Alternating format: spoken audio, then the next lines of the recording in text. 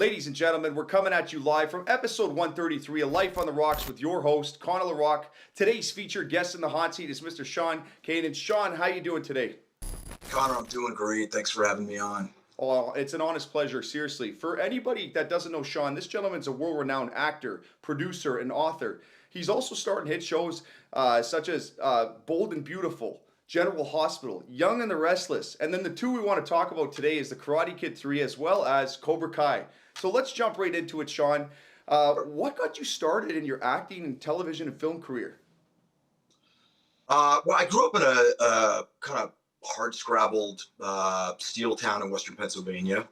And, as a young kid, I found myself the target of bullies. And the movie theater kind of became one of my refuges. I would go in there, sit in the dark, and that's sort of where I encountered my earliest mentors. Obi-Wan Kenobi, Alec Guinness, or Clint Eastwood as the outlaw Josie Wales, or Stallone as Rocky Balboa.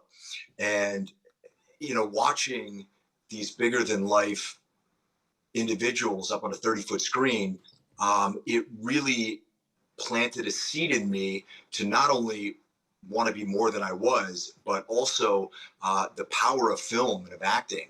And I don't think I knew it at the time, but like I said, it planted the seed, and it eventually matured into my love for acting. What was the catalyst for you? Like, what was that moment? Do you have a specific moment that all of a sudden it clicked? You said, I'm going to go audition. Anything specific to that? I had formulated the idea by the time I had started going to school at Boston University. I was a political science major.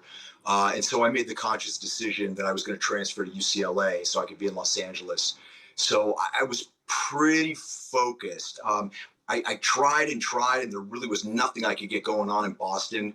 It's obviously not a big acting market. I was kind of biding my time. I was taking some acting classes as electives. And once I got out to LA, I hit the ground running. I mean, that was it. How long did it take you in LA to finally get your first gig? I think it probably took me about a year.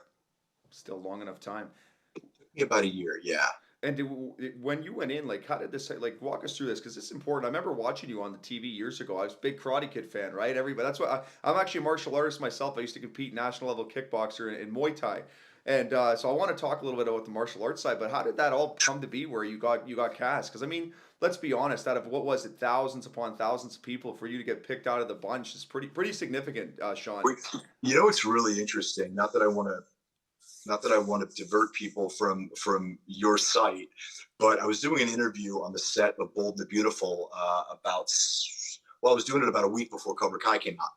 And I said to the guy interviewing me, I said, this is so surreal because when I auditioned for Karate Kid 3, I did an audition with Entertainment Tonight. I was like, oh my God, it's Entertainment Tonight. And he said, we are going to find that footage.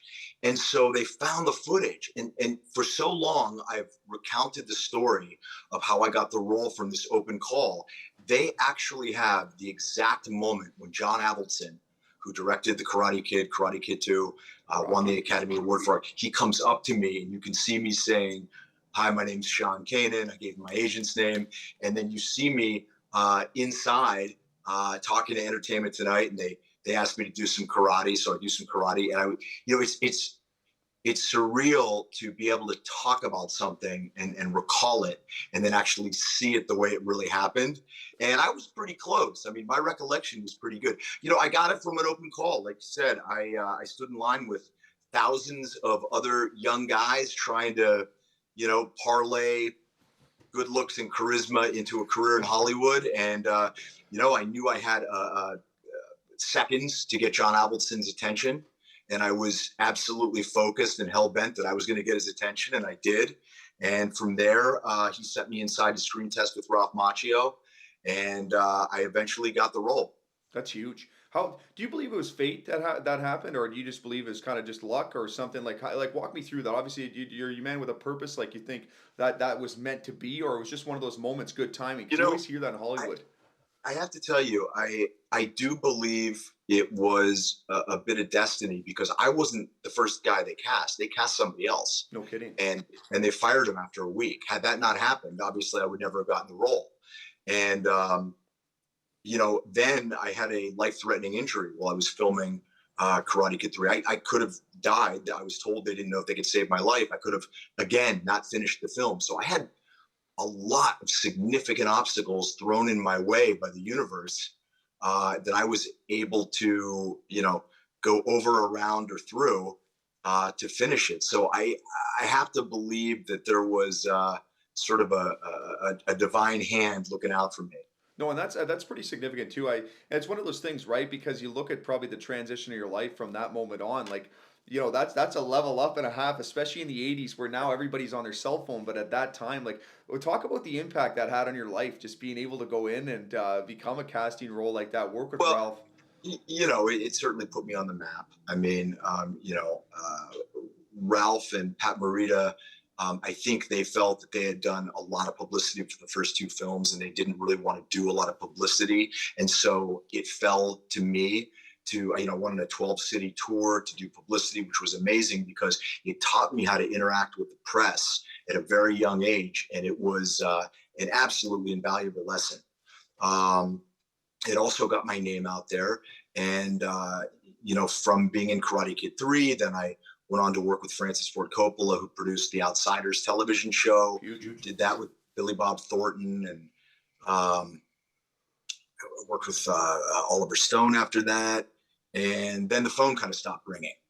And I was like, what the hell's going on? And I realized that the parts I was getting, I was largely getting because I had a certain charisma and a certain sort of youthful energy and everything, but I really hadn't studied acting very much. I was trying to study it in the beginning, and then I got Karate Kid 3 and had to stop. And there's a tremendous amount that you learn actually working on a film, but I had to go back and really, bear down and take it very seriously, to kind of get the tools that I needed. And one of the best things that I did was I did a play, and doing a play for several months was kind of a quantum leap in my acting.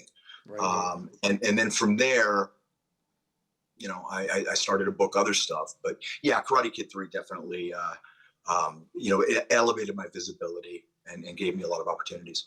Well, no, it's good too, and it's one of those things that just had. It's such an iconic movie too, and I want to talk about this too. Working with Pat Morita, like, how was that?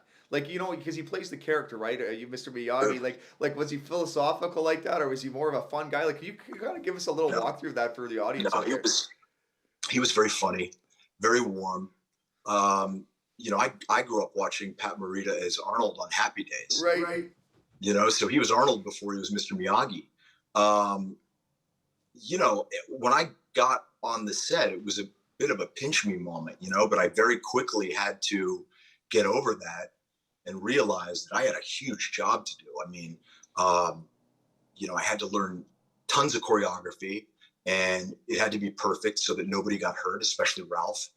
And, I didn't really understand anything about how a movie was made. There's a whole different language that's used on the set of a film. I was hearing things constantly. I didn't know what it meant.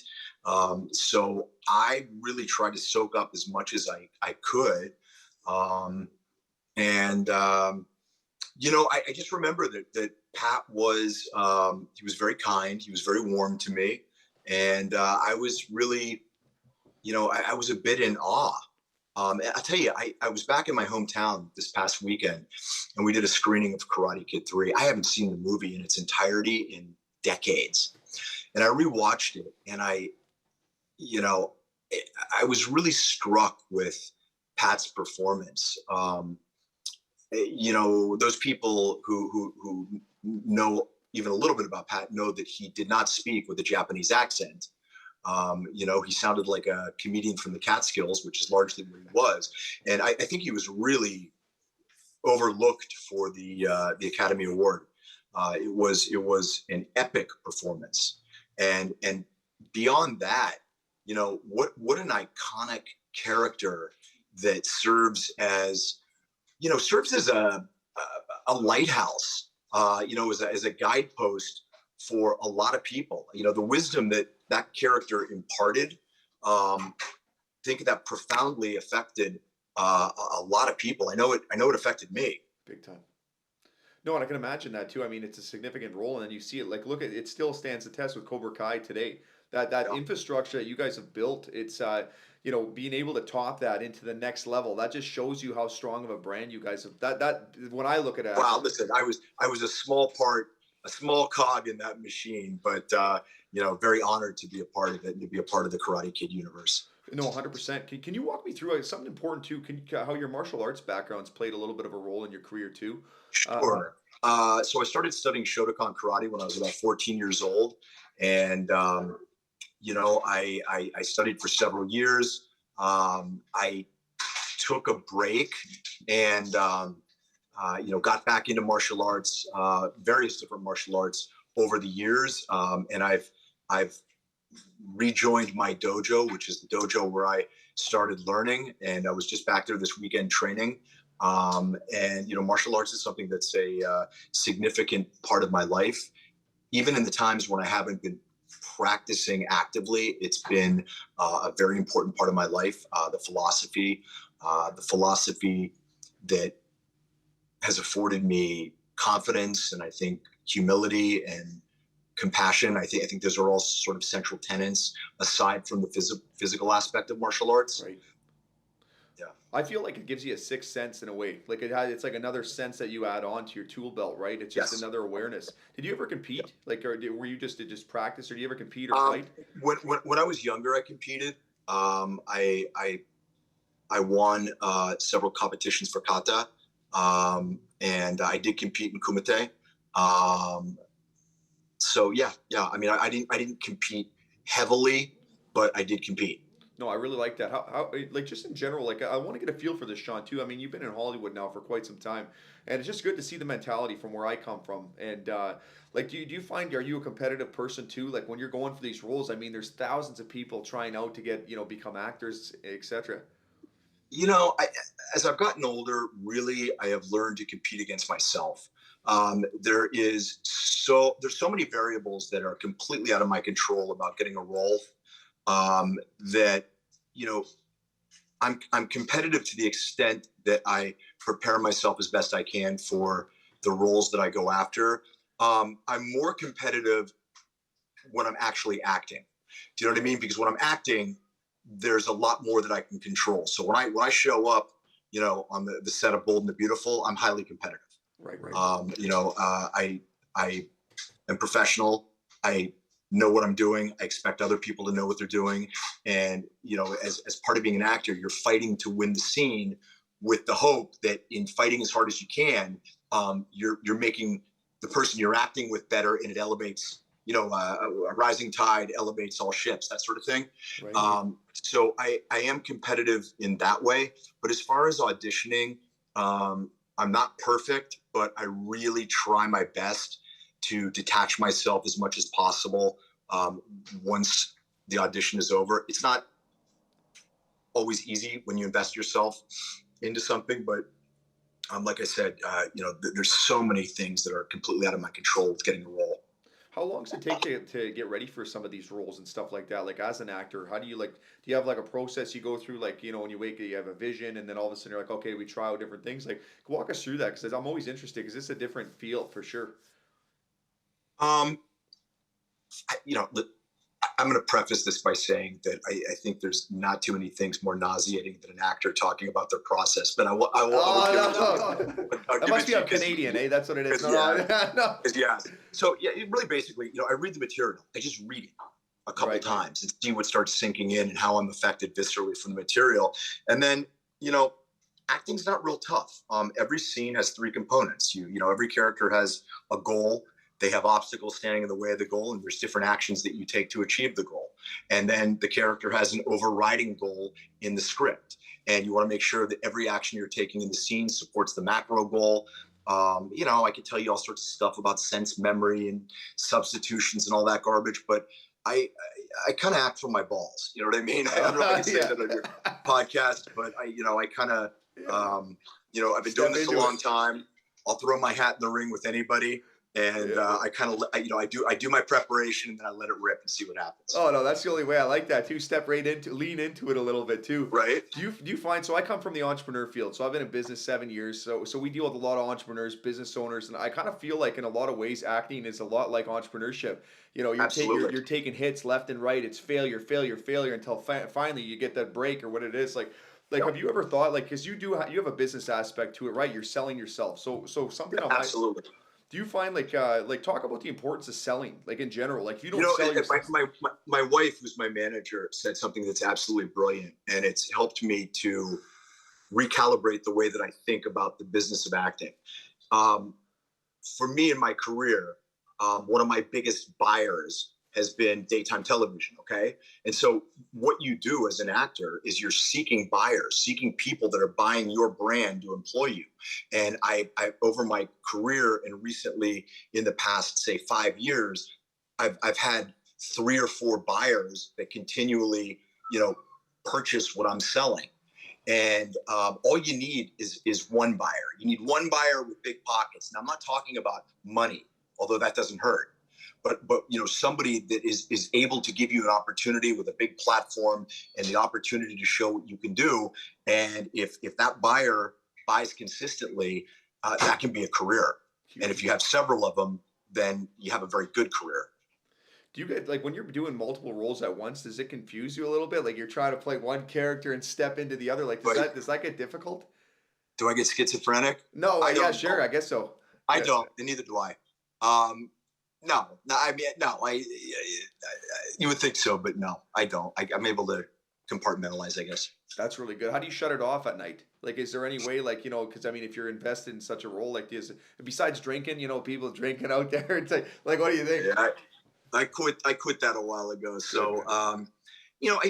one of the most important things that I've learned as I've gotten older is you have to. When I say you, well, I guess it applies to anybody. You have to learn to be happy, meaningfully happy, in the moments in your life when you're not doing necessarily the thing that you love. Because in the last 5 years of my career, I've been very fortunate to work a lot, but an actor spends a tremendous amount of time out of work looking for work. And if I were to only feel successful when I was on a set, I would feel unsuccessful a spectacular portion of the time.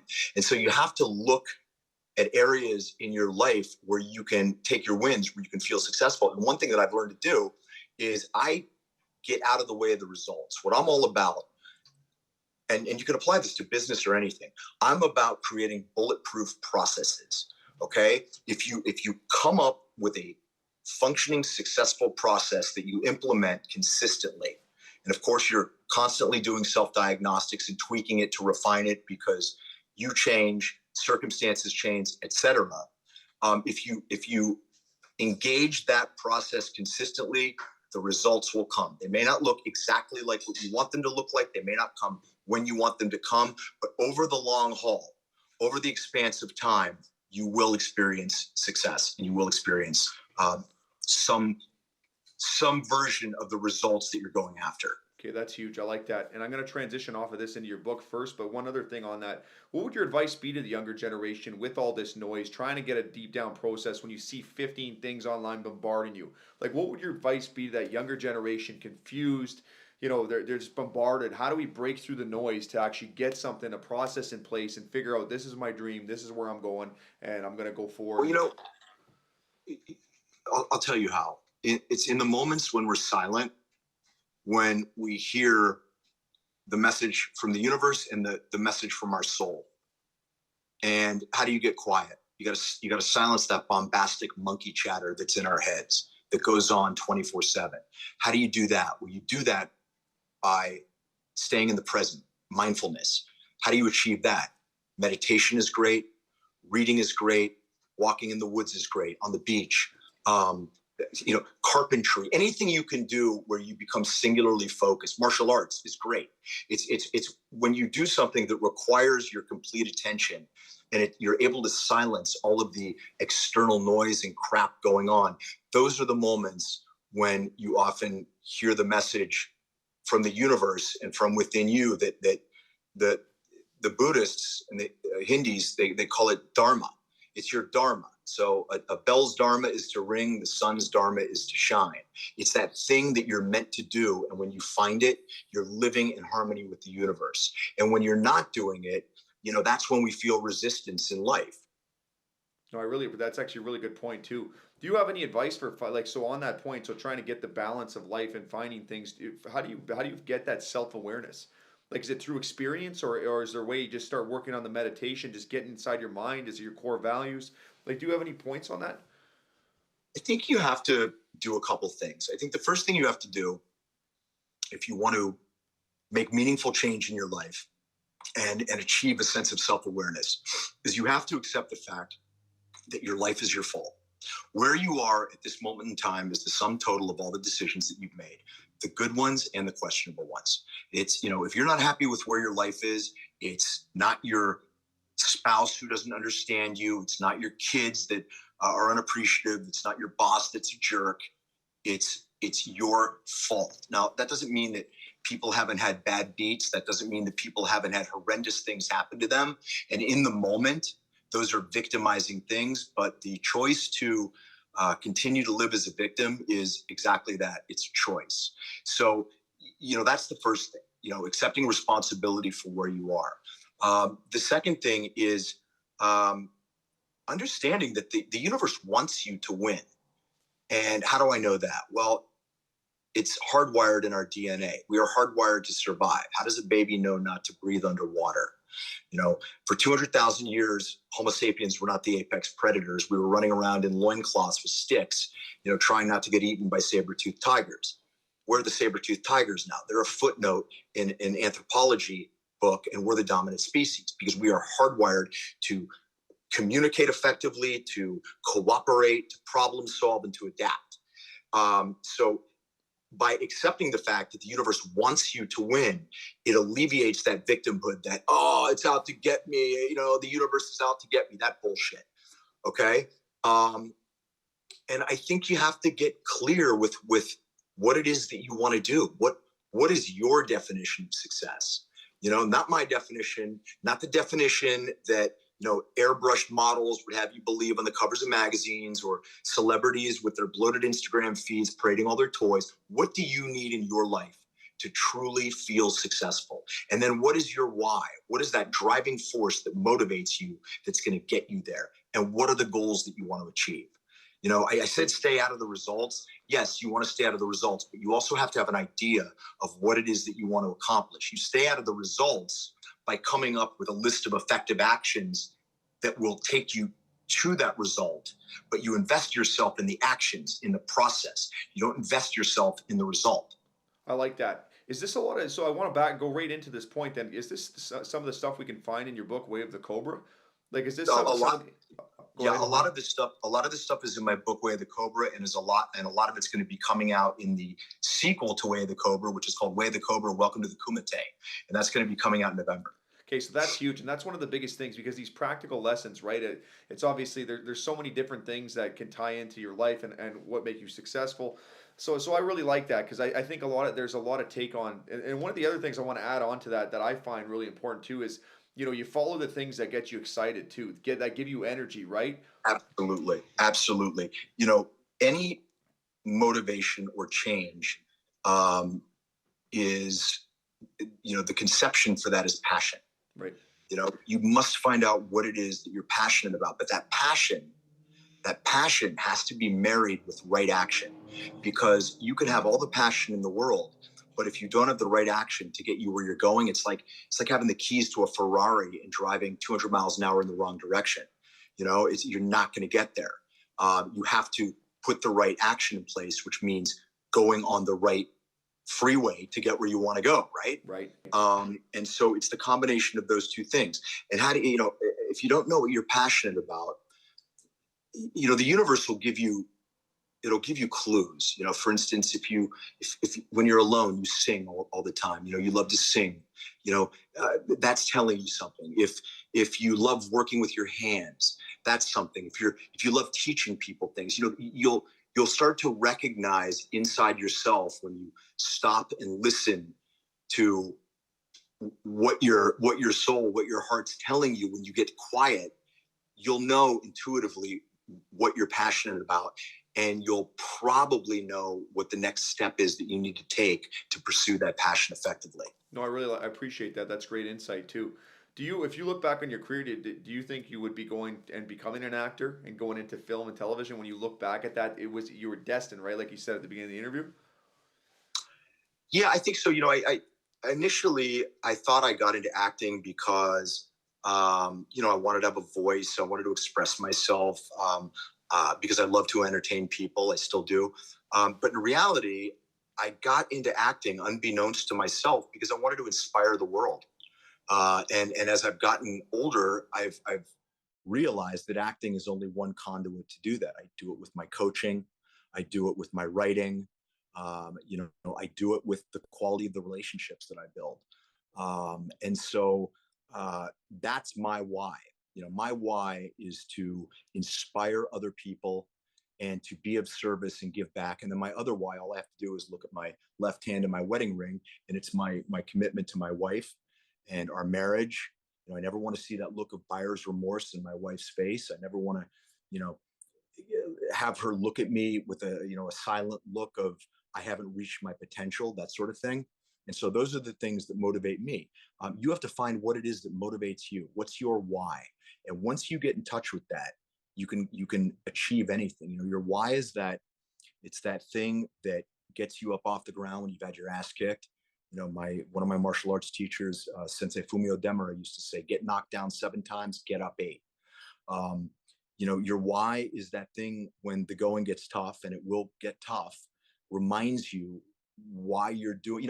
It's kind of like the guy that drives a taxi for 18 hours a day, and on his visor he keeps a picture of his wife and kids, and every time he's just soul crushing in traffic, hating it, it's hot, the air conditioner's not working, he flips it down and he goes, okay, this is why I'm grinding this out. Right. No, that's huge. No, 100%. It's close to your heart too. You feel it. Who have been some of the mentors you've had in your life? Like I'm a big proponent of Tony Robbins, Bob Proctor, like Yeah, big mentors on that side of yeah, it. Who's really yeah. inspired you as a model or a role model? I would say that my first mentors were my father and my uncle Jeff, who's a world-renowned otolaryngologist, plastic surgeon. Um, my mother has been a mentor to me in a lot of ways. My first karate teacher, Sensei William Stoner, Anthony Robbins for sure. Um, One of my uh, most recent mentors is Billy Allsbrook Jr. I don't know if you've ever heard any of his motivational stuff. I think he's just so on point. Uh, you know, the stuff that this guy says and the way that he says it is just, he says catch fire, and the world will come bask in your heat. And I believe it. Find that thing that you're passionate about. Ignore everyone else. Don't worry about what other people think. I always say the cobra doesn't concern themselves with the opinions of the mongoose. Find out what it is that makes your heart sing and makes you fly, and the world will be the path to your door. That's huge. Sean, in our closing remarks here, I want to ask you one last thing about, so let's go into your book one last time here. So it's The Way Sure. of the Cobra. I'm going to put a link here for you guys right here on the bar. But walk us through what we can get here from this book too for the audience out there. Well, the way the book is structured is that I'm your sensei, you're in my dojo, the dojo of Cobra Life. Cobra is an acronym. It's formed from the words character, optimization, balance, respect, and abundance. And the book encapsulates the philosophy and the strategies and tactics that I used to completely turn my life around. Um, I was in a very dark place, rapidly slipping into mediocrity, and I was 35 pounds overweight. I had no prospects for acting work. I was engaging with some old demons that I thought I had, put to rest, and I realized that I needed to do some things very differently, very quickly, or I was going to blow it. And I decided no more waiting for my ship to come in. I was going to build the damn ship. So this is the information that I used and that I live by that has completely turned my life around. And I hear from people all over the world every day, all over the world every day, how they are creating spectacular paradigm shifts in their life. And nothing makes me happier than than hearing that, because the essence of Way of the Cobra is to learn this information and then pass it on to somebody else so they in turn can do the same. No, I love it. I love that, guy. So I'm going to put a link right here, Way of the Cobra. One last question, then I'm going to close this off for you, Sean.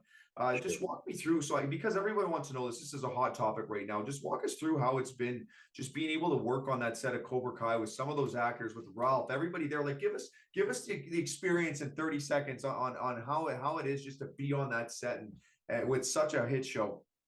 It was a phenomenal experience. To be able to reprise a role that I played 35 years ago, to have another bite at the apple, and to be able to play the role with so many more dimensions and personality facets than the kind of one dimensional character that Mike Barnes was in the film was amazing. It was unbelievable to reconnect with Ralph, after all these years, and to reconnect with him as a man, not as this 22-year-old brash kid that I was when we did the film together. Um, to finally get to work with my friend Billy Zabka, who I've known for 35 years, to work with Yuji Okamoto. It was extraordinary. I mean, if it had been season one, I wouldn't have known what a juggernaut Cobra Kai was. But I mean, I was walking onto the set knowing I'm walking onto the number one show in the world. I mean, I better bring my A game.